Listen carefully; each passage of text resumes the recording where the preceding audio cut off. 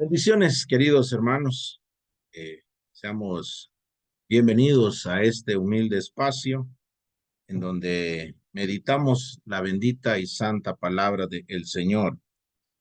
Estamos en un espacio donde hay un contenido altamente espiritual.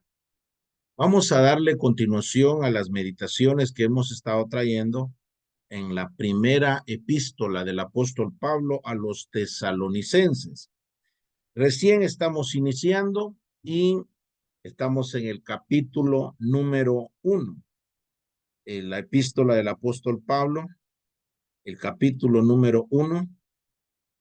Vamos a leer del versículo número 4, que ese versículo ya fue objeto de nuestras meditaciones, y vamos a leerlo del versículo 4 en adelante, en el nombre del Señor Jesucristo. Dice la palabra del Señor. Porque conocemos, hermanos, amados de Dios, vuestra elección, pues nuestro evangelio no llegó a vosotros en palabras solamente, sino también en poder, en el Espíritu Santo y en plena certidumbre, como bien sabéis cuáles fuimos entre vosotros por amor de vosotros, y vosotros vinisteis a ser imitadores de nosotros y del Señor, recibiendo la palabra en medio de gran tribulación, con gozo del Espíritu Santo. De tal manera que habéis sido ejemplo a todos los de Macedonia y de Acaya que han creído, porque partiendo de vosotros ha sido divulgada la palabra del Señor, no solo en Macedonia y Acaya, sino que también en todo lugar vuestra fe en Dios se ha extendido, de modo que nosotros no tenemos necesidad de hablar nada, porque ellos mismos cuentan de nosotros la manera en que nos recibisteis y cómo os convertisteis de los ídolos a Dios para servir al Dios vivo y verdadero, y esperar de los cielos a su Hijo, al cual resucitó de los muertos, a Jesús, a quien nos libra de la ira venidera. Que el Señor bendiga nuestros corazones con su santa y bendita palabra. Todo el párrafo, versículo 2 hasta el 10, es un único párrafo. Es decir, todo es una unidad. Aquí vemos nosotros y vamos a encontrar algunas palabras que son conectivos, que conectan una idea que el apóstol Pablo viene dando con lo que está a punto de decir.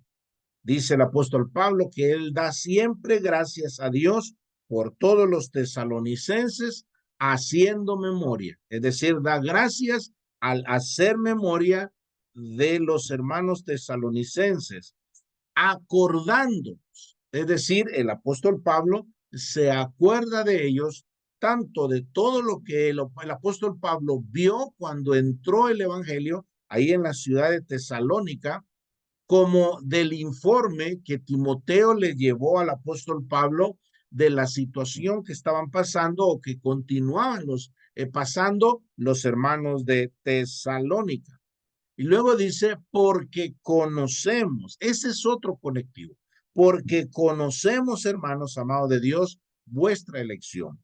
Pues ese es otro conectivo, otra palabra que conecta el conocimiento que Pablo, el convencimiento que Pablo tiene de la elección de los hermanos de Tesalónica. Pues nuestro evangelio no llegó a vosotros solamente en palabra.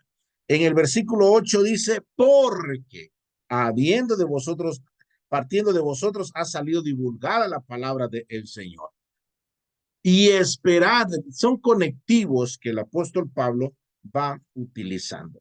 En el versículo 4, el apóstol Pablo nos habla porque conocemos, hermanos, es decir, tenemos la certeza, tenemos la certidumbre, la evidencia, hermanos amados de Dios, vuestra elección.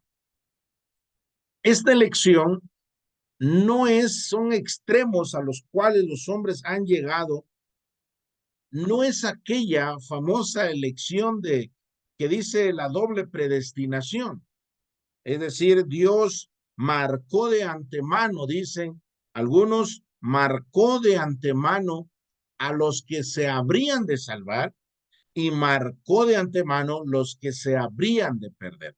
La doble predestinación. Ciertamente en las Sagradas Escrituras encontramos la doctrina de la escogencia. Son pocos los pasajes que nos hablan acerca de ello, pero encontramos la doctrina de la escogencia y de la predestinación.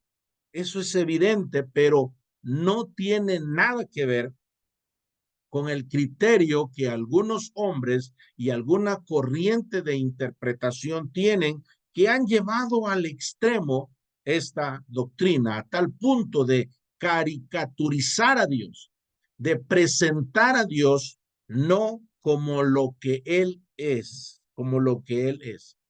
Nosotros vemos que a lo largo de la palabra de Dios que existe una escogencia que es individual y una escogencia que es colectiva.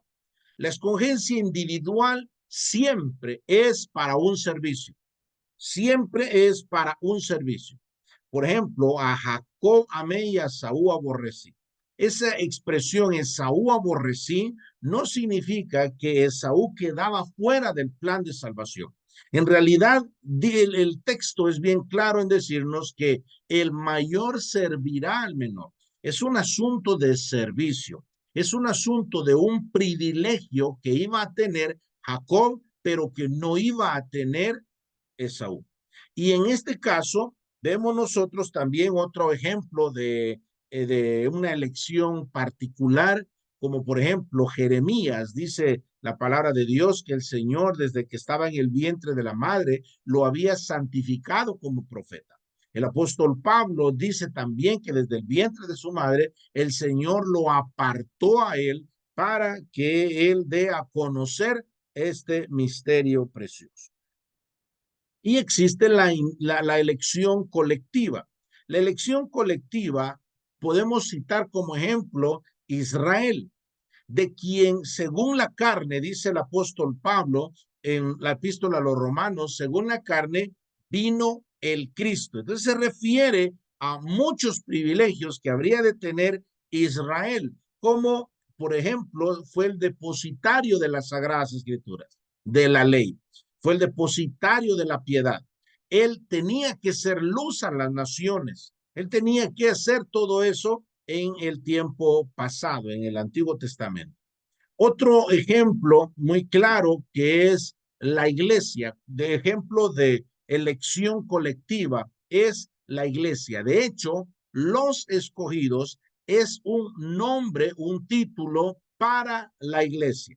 La iglesia se puede llamar la novia, se puede llamar, metafóricamente hablando, la esposa, se refiere al cuerpo de Cristo, se refiere como un edificio, etcétera. Son varios los títulos que tiene la iglesia y dentro de ellos está el de los escogidos. Así de que los escogidos, la elección es en Cristo Jesús. Efesios nos dice que según nos escogió en él desde antes de la fundación del mundo. En Cristo Jesús, el Señor se había propuesto tener un pueblo. ¿Qué es lo que representa Israel en el Antiguo Testamento? El día de hoy es la iglesia del Señor, ese pueblo.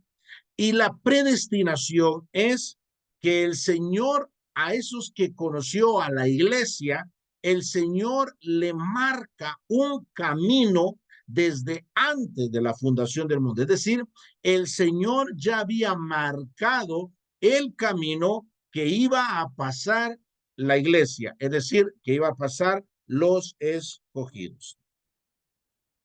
Y el apóstol Pablo dice que estos escogidos son amados de Dios. Fíjense que la palabra escogido relacionado a la salvación nunca se aplica a inconversos y no se aplica a alguien en particular. El Señor Jesucristo, Isaías 42:1, es el escogido, pero es Él quien trae esa escogencia, que trae la salvación. Es Él el escogido y todo aquel que está en Cristo está en Él escogido, porque todas las bendiciones la tenemos en Cristo Jesús. Ahora, ¿cuál es la evidencia que el apóstol Pablo nota en cuanto a la escogencia de los tesalonicenses. ¿Cuál es la evidencia que el apóstol está notando o los mensajeros notan de que los tesalonicenses tienen una verdadera salvación?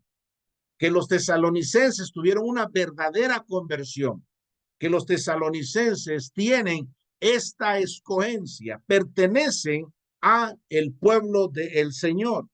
Dice la palabra del Señor del versículo número 5, pues ese es el conectivo, pues nuestro evangelio no llegó a vosotros en palabras solamente. Quiero señalar esta primera evidencia y es la eficacia del mensaje apostólico, la eficacia del mensaje de los apóstoles.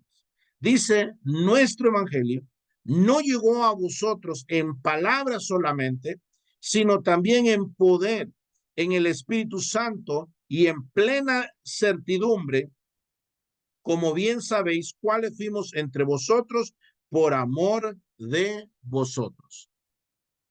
Cuando el apóstol Pablo dice nuestro evangelio, puede referirse a Pablo, Silvano y Timoteo. No se olvide usted que en 1:1 el apóstol Pablo cortésmente incluye a Silvano y Timoteo. Fue Pablo el escritor humano de la epístola, pero por cortesía incluye a Silvano y Timoteo. Y tiene otras razones el apóstol Pablo. Entonces dice nuestro evangelio. Pero aquí hay otra cosa, es nuestro. El apóstol Pablo a los romanos dice que el Señor habría de juzgar a los hombres conforme a mi evangelio. Conforme a mi evangelio. ¿Es correcto entonces decir mi evangelio? Mi o nuestro evangelio. Hay algunos hermanos que dicen mi mensaje. Mi mensaje. Durante mucho tiempo yo me oponía a esa expresión, mi mensaje.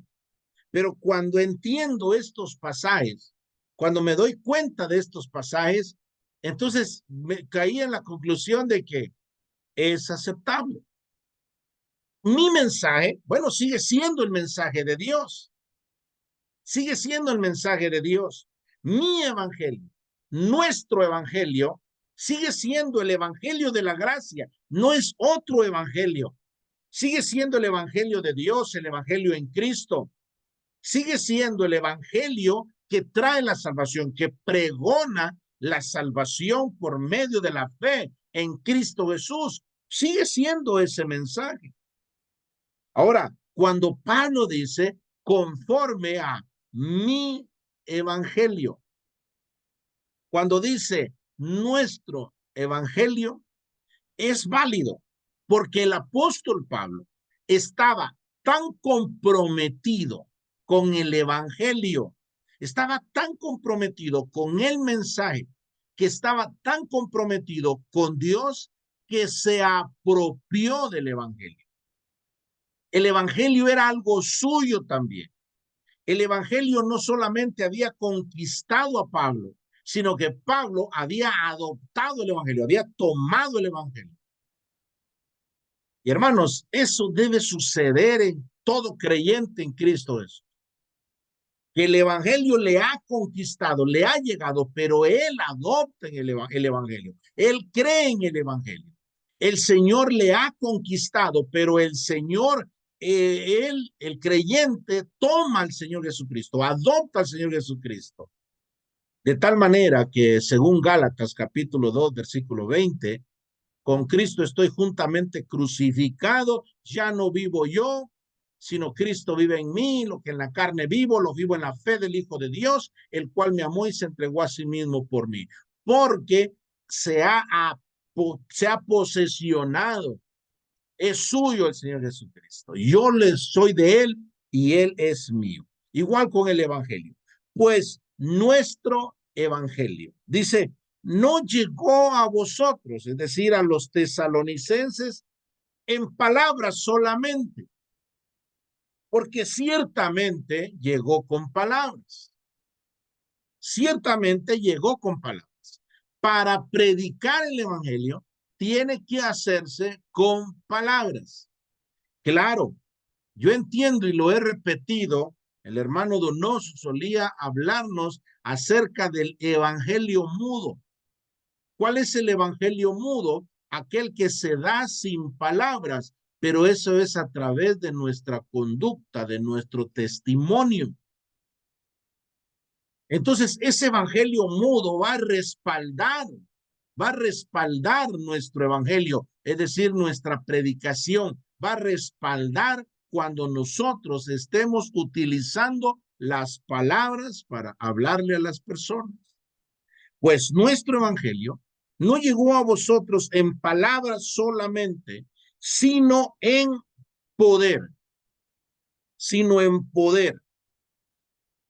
Esta palabra, poder, dinamo, no necesariamente quiere decir milagros, aunque no cabe duda si hubieron milagros. Si vamos nosotros a Hechos capítulo 18, ya lo consideramos en la introducción de para las meditaciones de nuestra epístola, pero si vamos nosotros a Hechos capítulo 18, no vemos que haya habido ningún milagro allí. O a no ser, obviamente, por el milagro de la salvación de los tesalonicenses, porque sí, la conversión es un verdadero milagro. A no ser, obviamente, que el Señor guardó a sus mensajeros ahí porque estaban dispuestos a darle muerte. Pero de allí otros milagros espectaculares que hiciesen violentar las reglas que el Señor puso en la naturaleza, la ley de la gravedad, por ejemplo, esos milagros espectaculares. No leemos en Hechos 18 tocante en ese párrafo relacionado a Tesalónica, no leemos acerca de eso. Así de que la palabra poder puede incluir milagros en algún momento, pero no necesariamente, única y exclusivamente, se refiere a los milagros. En Tesalónica, ya señalé, no se registra en Hechos, en el texto sagrado, no se registran milagros. No cabe duda si los hubieron. En aquellos tiempos eran muy generalizados los milagros y eran muy comunes los milagros. ¿Por qué? Porque el evangelio estaba entrando en un territorio en donde solamente habían paganos. Era una guerra de dioses, Dios con D mayúscula en contra de los dioses con D minúscula, Dios en contra de los demonios que tenían aprisionados a las pobres personas.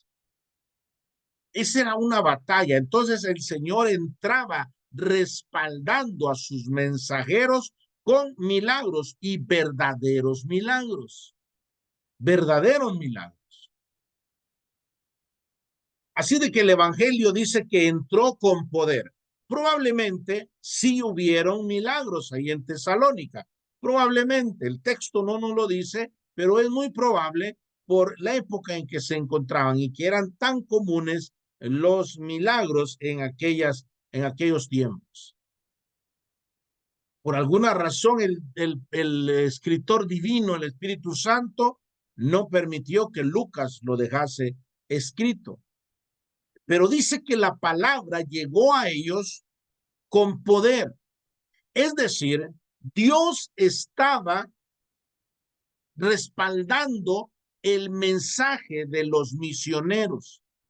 Y no cabe duda, era Dios quien estaba hablando a través de ellos. Dios dándoles de nuevo a ellos. Por eso más adelante dice, en poder, en el Espíritu Santo. No cabe duda, el apóstol Pablo tenía un léxico delicioso. Escuchar a un hombre tan preparado como lo era Pablo. Pablo era un profesional, no cabe duda. El día de hoy, mientras escribía el Caminamos Caminante, no lo dejé plasmado allí, pero me admiré del apóstol Pablo, cómo de una figura retórica entra a otra figura retórica y no pierde el sentido del mensaje. Bueno, qué riqueza, cómo va uniendo sus ideas el apóstol Pablo. Delicioso, delicioso. Entonces, Pablo era una persona preparada con conocimiento en las lenguas, en la literatura de este mundo. Entonces, Pablo sabía hablar, pero él no quería confiar en su capacidad oratoria, en su capacidad para transmitir el mensaje. Él no quería confiar en eso. Él dice la palabra de Dios que el mensaje fue entregado en poder, en el Espíritu Santo y en plena certidumbre. Repito, Dios respaldando los mensajeros, Dios actuando a través del mensaje que ellos llevaban, el Espíritu Santo dándoles de nuevo en la palabra de Dios. Y obviamente creando convicción de pecado, de justicia y de juicio. Y aquí saco una aplicación. Existe lo que yo denomino el lado humano de la predicación y el lado divino de la predicación. El lado divino de la predicación es lo que Dios hace, lo que a Dios le corresponde hacer mediante el Espíritu Santo. Y el lado humano de la predicación es lo que nosotros hacemos, a lo que nosotros nos corresponde hacer. De tal manera que nosotros vamos a hacer todo lo que podamos, como que si en nosotros estuviera la responsabilidad de la salvación de los hombres. Es el lado humano de la predicación. Pero al mismo tiempo vamos a confiar nosotros y a depender nosotros para que el Señor haga lo que Él y solamente Él sabe hacer. Es necio meternos a hacer lo que el Espíritu Santo le corresponde hacer. Así como es necio el que nosotros dejemos de hacer lo que a nosotros nos corresponde hacer. ¿Qué es lo que le corresponde hacer al Espíritu Santo? Dice, Él los guiará a toda verdad. Dice que el Espíritu Santo convencerá a los hombres de pecado, de justicia y de juicio. Entonces es el Espíritu Santo el que hace eso. Si yo me meto a pretender crear convicción en los hombres y los empiezo a manipular, los empiezo a forzar, es decir, a manipularle mediante mis palabras para que ellos crean, pues voy a tener eso, manipulados, porque es el Espíritu Santo el encargado de eso. Pero en cuanto a la predicación del Evangelio, ¿a quiénes envió el Señor Jesucristo?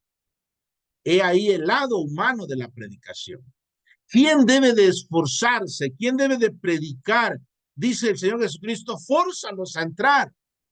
Es decir, vamos a hacer todo lo que en nosotros está, lo humanamente posible para hacer llegar al hombre pecador hacia la fe en el Señor Jesucristo, llevarlo hacia Cristo para que sea salvo. Y vamos a hacer todo lo que está en nosotros hacer, pero dependiendo siempre del ministerio del Espíritu Santo, quien es el encargado de asistir al pecador en medio de ese proceso.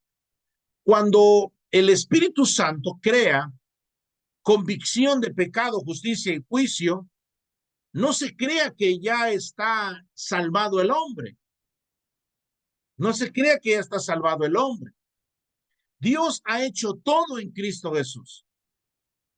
Dios ha hecho todo en Cristo Jesús. Pero hay algo que el Señor demanda en el hombre para poder ser salvo. Es creer en esa obra que Él ha hecho. Dice en Isaías, mirad a mí y sed salvos todos los términos de la tierra, es decir, voltear a ver al Señor. Arrepentíos, dice la palabra de Dios, voltear a ver al Señor Jesucristo e implorar misericordia a Él. Con razón el apóstol, escritor a los hebreos, él describe y dice, si oyereis hoy su voz, no endurezcáis vuestros corazones. Entonces el Espíritu Santo va a crear en los hombres esa convicción de pecado, pero el hombre a partir de allí sigue y es más responsable por esa luz, esa iluminación que ha tenido del Espíritu Santo. Es responsable él a partir de allí, es decir, más responsable a partir de allí. Es responsable por su vida de pecado, por su impiedad. Es responsable por todas las atrocidades que hace, pero a partir de allí es más responsable por la luz, por la iluminación que está recibiendo del Espíritu Santo, como está escrito, por tanto, si oyereis hoy su voz, no endurezcáis vuestros corazones. Entonces el apóstol Pablo nos dice acá que la palabra llegó a los tesalonicenses, pero no solamente en palabra, sino en poder, dínamo, en el Espíritu Santo y en plena certidumbre. Como bien sabéis, cuáles fuimos entre vosotros por amor de vosotros. Sigo insistiendo en esa parte. Hay un lado humano de la predicación y hay un lado divino de la predicación. Y Pablo hacía todo lo que estaba en él hacer. Por eso es que él dice, ustedes saben bien, ustedes saben nuestro comportamiento. Por eso dice, ustedes saben cuáles fuimos entre vosotros por amor de vosotros. Es decir, ustedes saben nuestro comportamiento.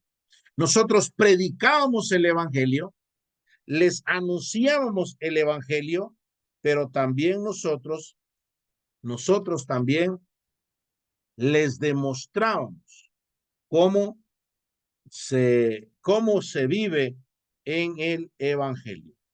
El apóstol Pablo, le quiero leer en capítulo número 2, le leo el versículo 3. Porque nuestra exhortación no procedió de error, ni de impureza, ni fue por engaño, sino según fuimos aprobados por Dios para que se nos confiase el evangelio. Así hablamos, no para agradar a los hombres, sino a Dios que prueba nuestros corazones. Porque nunca usamos de palabras lisonjeras, como sabéis, ni encubrimos avaricia. Dios es testigo.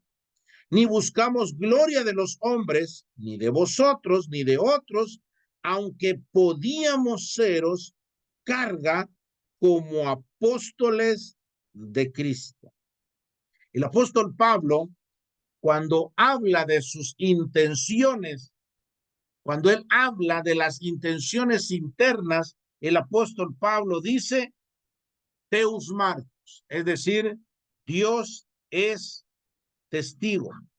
Y cuando el apóstol Pablo hablaba acerca de su vida, de su testimonio, el apóstol Pablo decía, versículo 10, vosotros sois testigos y Dios también de cuán santa, justa e irreprensiblemente nos comportamos con vosotros los creyentes.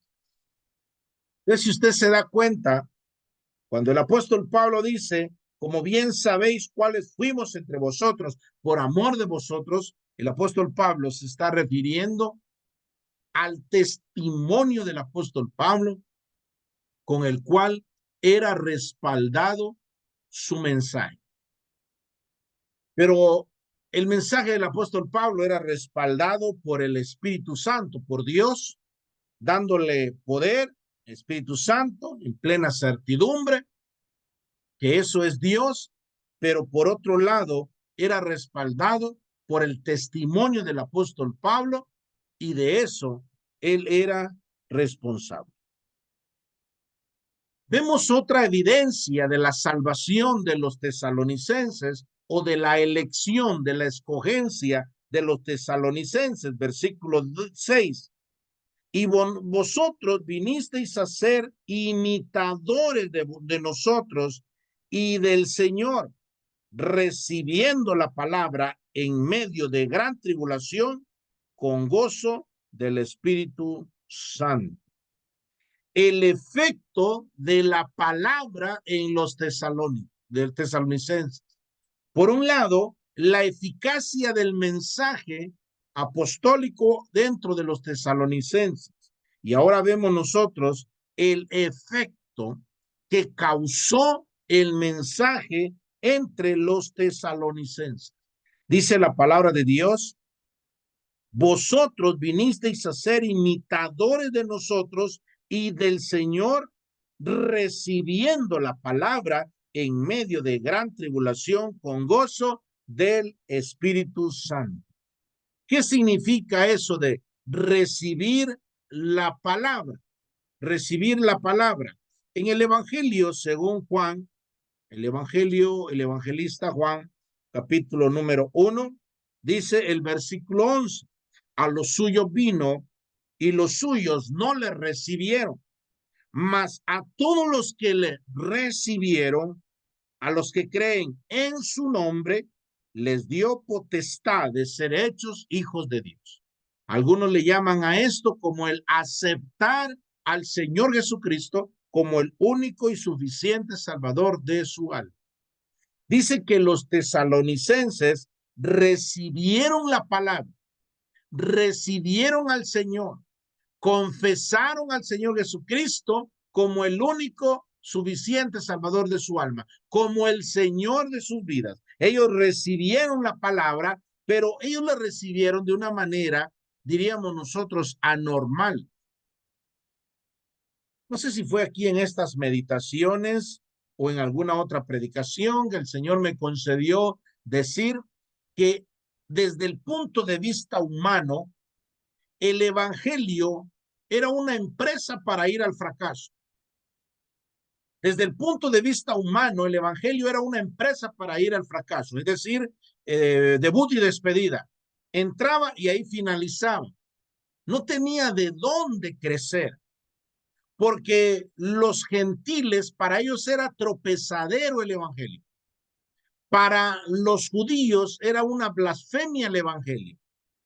Era una abominación, era un escándalo para los judíos. Y lo sigue siendo al día de hoy. En los que se pierden dice que hay un olor de muerte, pero en los que se salvan hay un olor de vida. Porque el evangelio no era bien visto. Por así decirlo, el evangelio y quien recibía el evangelio y al Señor Jesucristo era una escoria. Había bajado de calidad, había bajado de clase. No era lo más, lo que estaba de moda en ese tiempo. Si alguien confesaba a Jesucristo como su Señor, habrían de ocurrir dos cosas. Uno, que él habría de hacerse esclavo del Señor Jesucristo. Y otra actitud, que al momento de confesar a Jesucristo como su Señor, al momento de testificar públicamente su bautismo, podía haber un soldado allí, un soldado romano, de aquellos que exigían la adoración del César y que decía que el César es el Rey de Reyes y Señor de Señores. Que el César era el Señor, pero este cristiano venía y decía: Jesucristo es el Señor. e inmediatamente ese soldado romano lo podía prender, llevarlo a la cárcel y darle muerte, pérdida. Lo menos podía ser pérdida de los bienes materiales de este nuevo cristiano. Dice la palabra de Dios que ellos recibieron la palabra en medio de gran tribulación, no en medio de la gran tribulación. La gran tribulación todavía está en el futuro, el tiempo escatológico de Dios. Pero ellos recibieron en medio de gran tribulación. Se recuerda nuestra introducción en Hechos 18, cómo los judíos, celosos por el éxito del mensaje de los apóstoles, se asociaron, ahí sí que en una doble cara, en una doble moral, en una hipocresía, se asociaron con los gentiles y dijeron, estos traen otro mensaje y dicen que hay otro rey y que no es el César, sino que es Jesús. Porque los romanos, de una manera idolátrica, confesaban que el César era el Señor. Los judíos, ¿dónde está la doble moral de los judíos de aquel tiempo? Radicaba en que el mismo argumento de los gentiles, eso usaron ellos, porque ellos tampoco iban a aceptar que el César sea el Señor. Para ellos el eterno Hashem es el Señor. Entonces, tienen que confesar un acto idolátrico con tal de ir en contra de los apóstoles. Y empezó la gran presión, la tribulación tan grande, empieza la persecución de tal manera que los discípulos tuvieron que huir a Berea, de Berea se pasaron para Grecia, luego a Corinto, etcétera, hasta llegar a Atenas. Pero dice la palabra de Dios, y esta era una evidencia de que el apóstol Pablo encontraba de la verdadera salvación de ellos, porque en medio de gran tribulación, ellos recibieron la palabra, confesaron a Jesucristo como Señor, y dice, con gozo del Espíritu Santo. ¿Quién tiene gozo en medio de tribulación? ¿Quién tiene gozo en medio de persecución? ¿Quién tiene gozo en medio de la adversidad? Sin embargo, los tesalonicenses, el día de su conversión, ellos tuvieron gozo. Es más, los judíos y los gentiles asociados siguieron persiguiendo a los creyentes todavía por más tiempo. Los siguieron persiguiendo, los siguieron atosigando a los creyentes. Así de que recibieron, dice, el efecto de la palabra en la vida de los tesalonicenses, recibieron la palabra en medio de gran tribulación, con gozo del Espíritu Santo, y vosotros, inicia el versículo, vinisteis a ser imitadores de nosotros y del Señor. ¿En qué sentido ellos fueron imitadores? Esta palabra es mimetes en el original, mimetes. De ahí viene nuestra palabra mimo. Un mimo es aquel que sin palabras y mediante gestos está desarrollando su arte, está desarrollando la representación de alguna historia. Entonces Pablo dice, ustedes nos han copiado, ustedes han tomado de nosotros, ustedes nos están imitando, ustedes están haciendo mímica del comportamiento nuestro y del Señor. Es obvio, nosotros vamos a imitar al Señor, Nosotros vamos a imitar al Señor, pero en ese tiempo máximo, más que todo, ahorita ya tenemos los escritos, ya tenemos los evangelios, pero en aquellos tiempos ellos tenían una enseñanza oral, una enseñanza que era tradición, es decir, una enseñanza oral que se lo decía a uno, se lo decían a otro, se lo decían a otro. Esa era la enseñanza que ellos tenían. Nosotros, mediante excavaciones, se han ido encontrando los rollos y ya tenemos las sagradas escrituras. Ya sabemos el comportamiento del Señor Jesucristo. Pero en ese tiempo, la referencia que los nuevos creyentes tenían era los creyentes quienes les habían dado el mensaje a ellos. Por eso Pablo dice, ustedes han sido imitadores de nosotros, pero Pablo no se queda solamente con eso, sino, dice Pablo, y del Señor. En 1 Corintios, capítulo 11, versículo 1, dice que sean imitadores de mí, dijo Pablo, así como yo soy de Cristo. Sed imitadores de mí, como yo de Cristo. Así de que es del Señor en última instancia. Es la imagen de Cristo quien se va viendo y reflejando en nuestra vida, pero es necesario. Mire, la referencia que sus vecinos tienen del evangelio es usted, mi querido evangélico. La referencia que tienen los inconversos de lo que es el evangelio es nuestra vida. Y ellos deben de observar una vida del evangelio en el evangélico. Deben de observarlo. Me enteraba de esto, no lo he leído, solo me enteré que aquel líder hinduista, Mahatma Gandhi, dice que él en sus días de universidad, él estuvo allá en Inglaterra y él posó con una familia cristiana. Él le abrieron las puertas para que todos sus años de universidad él los pasara ahí. Cuando él regresa a su país natal y le hacen una entrevista y le preguntan dónde había estado viviendo, y él dice con los cristianos, uy, ¿cómo son los cristianos?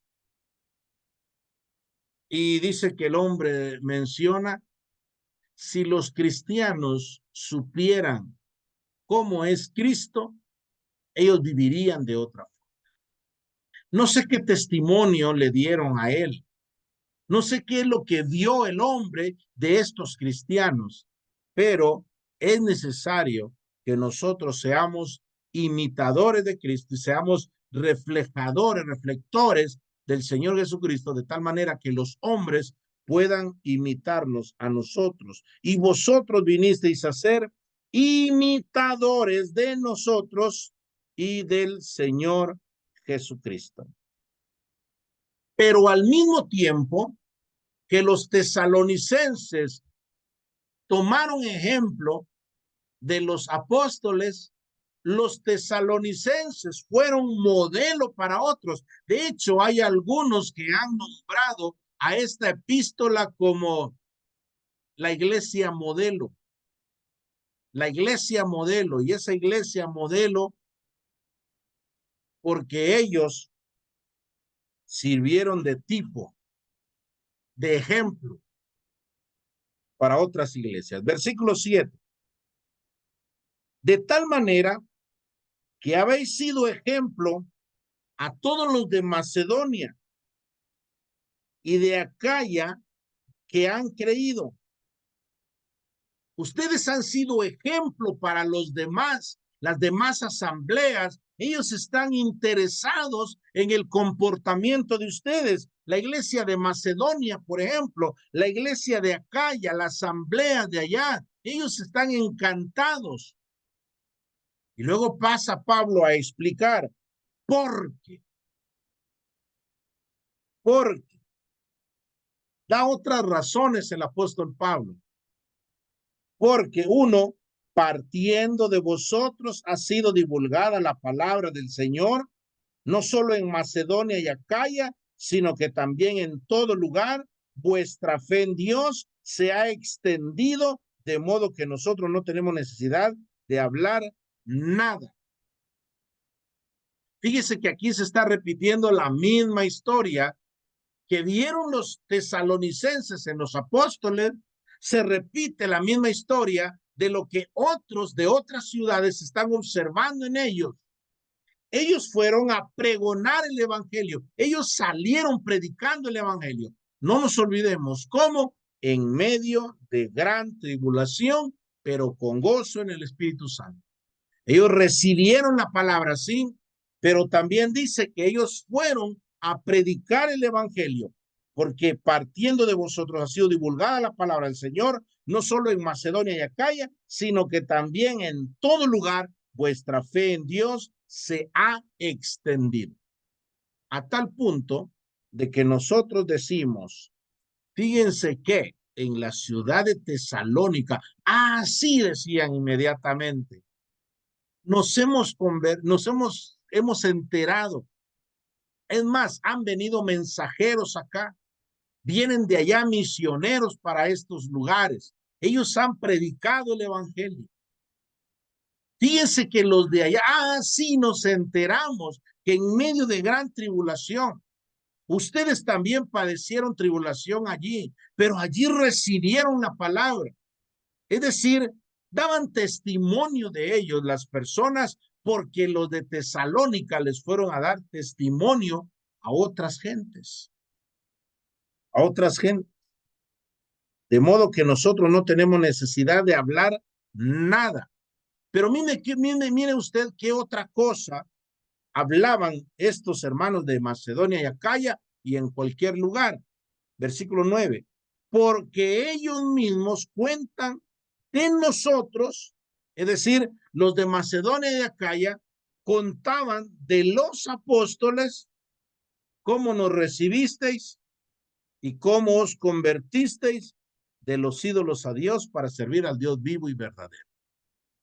Es decir, los de Tesalónica, los de Macedonia y Acaya ya sabían de los apóstoles, pero por el testimonio de los de Tesalónica.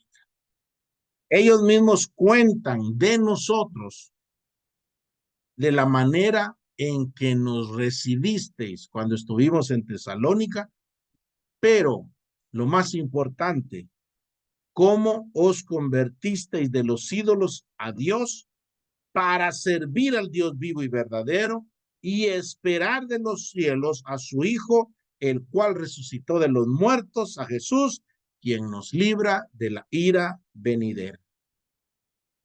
No cabe duda, ellos testificaban de Cristo, ellos compartían el evangelio, ellos regaron el evangelio, pero a la par de las palabras, dice que iba cómo ellos se convirtieron de los ídolos, le dieron la espalda a la guadalupana, le dieron la espalda al Cristo negro, le dieron la espalda a los ídolos mudos, le dieron la espalda a todos estos, los ídolos. Estoy hablando en este contexto moderno.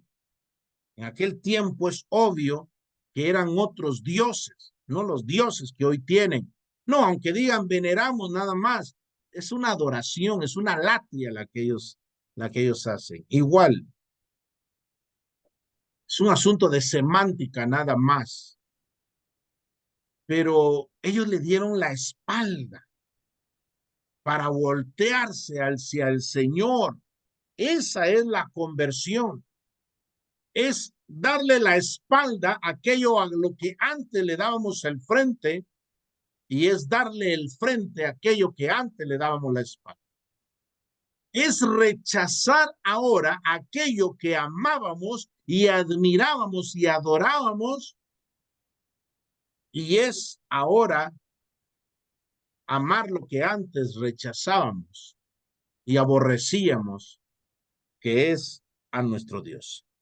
¿Cómo os convertisteis de los ídolos a Dios para servir, para entregarse? La evidencia de la conversión es el servicio, es la entrega, es la entrega. Servir al Dios vivo y verdadero y esperar, es decir, con una esperanza futura, la esperanza en gloria.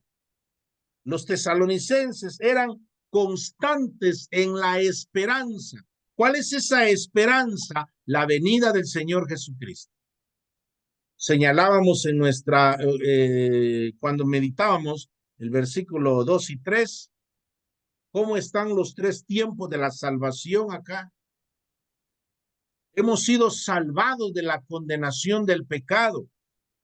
Estamos siendo salvados de la influencia del pecado, del poder del pecado, y seremos salvados de la presencia del pecado. Y esto será cuando el Señor Jesucristo venga a la altura de las nubes. Dice, y esperar de los cielos.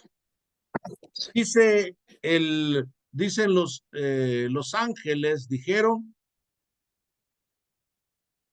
este mismo Jesús, a quien vosotros habéis visto subir al cielo, él mismo descenderá. Dice en Colosenses 3:1, que si habéis resucitado con Cristo, poned la mirada donde está Cristo sentado a la diestra del Padre. Y ahora vemos nosotros que la iglesia sigue teniendo esta esperanza y espera de los cielos a su Hijo, el cual resucitó de los muertos, a quien nos libra, a Jesús, quien nos libra de la ira venidera. Entonces, esa esperanza es para ser librados, es decir, esa esperanza es para consumar nuestra salvación, esa esperanza es para llevarnos a la gloria. Bendito sea el Señor por esta esperanza. Vamos a quedarnos acá, vamos a seguir teniendo meditaciones en torno a esta epístola del apóstol Pablo. Vamos a los tesalonicenses y vamos a entrar al capítulo número 2. Pero eso lo vamos a hacer en una próxima oportunidad cuando el Señor nos conceda volvernos a reunir y meditar en la palabra del Señor, a lo cual estamos cordialmente invitados. Por el momento, que el Señor bendiga sus palabras. Amén.